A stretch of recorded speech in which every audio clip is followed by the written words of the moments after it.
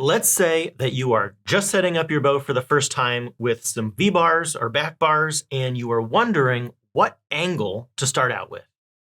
If you're very new, we recommend a fixed V-bar at a 45/0. That's a very solid starting point that has won more Olympic gold medals than any other setup, and that is going to work really well for you if you are newer to the sport and well into becoming advanced.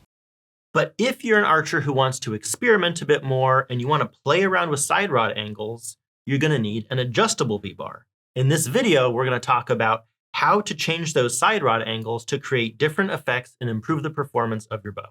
If you're already an experienced archer who's comfortable playing around with your equipment, then check out this video where we go really deep dive on V-bar angles and fine-tuning for aim.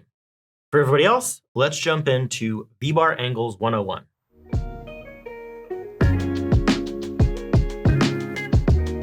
Adjusting your V-bar angle is all about moving the center of gravity. We can move it up or down, as well as forward or backward.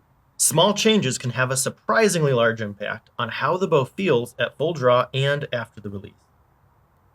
Lowering the side rods moves stabilizer weight further below the grip, lowering the bow's center of gravity. Many archers use this to increase stability at full draw and slow down their pin movement. If you move your center of gravity down by dropping down the V-bar angle, your bow will spin less.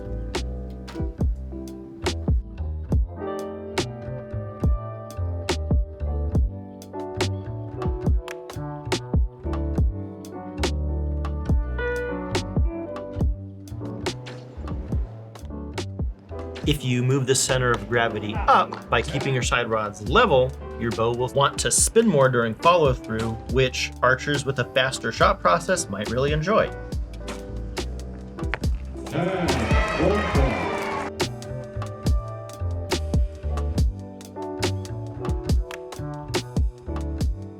If you move the center of gravity forward by making your V-bars wider, your bow's going to spin more. A wider angle generally moves weight further from the bow and can increase stability.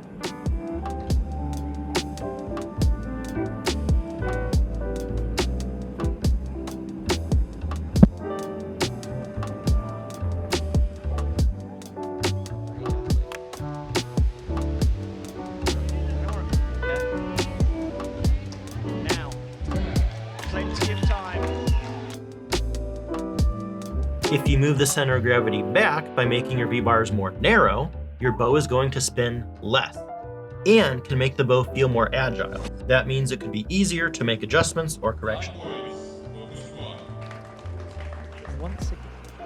Whether you're shooting compound with one sidebar or recurve with two sidebars, all of the same principles apply.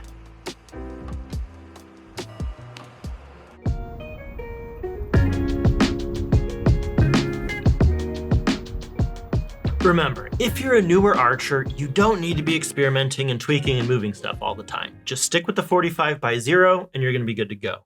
But if you're a more experienced archer and one of these different adjustments that we talked about sounds like it might be helpful for you, then maybe it's a great time to try that out and see if it works. For example, let's say you want your bow to spin more. You might try moving your side rods out a little bit so that we shift that center of gravity forward. If you want your bow to spin less, we could do the opposite and bring those side rods in. If you feel like your bow moves around too easily, try moving your side rods out to stabilize the bow and slow down movement. You might want to reduce your pin float. For some archers, moving the side rods down can help slow down the bow's movement and produce a better aiming response. So how do you know when to start experimenting? Well, just keep in mind that there's two primary reasons you might change your V-bar angle.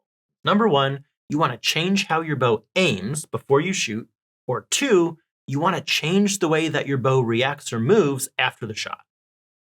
Any move to your V-bars is going to affect one or both of those variables. So that's the basics on when you might want to adjust your V-bar angle and what it does. If you want some help choosing between a fixed or adjustable V-bar, check out this video right here. And if you want a deep dive on fine-tuning V-bar angle and how the bow aims and responds, check out this video right here. Thanks for watching. Let us know what V-bar angle you use on your bow and why. See you guys in the next video.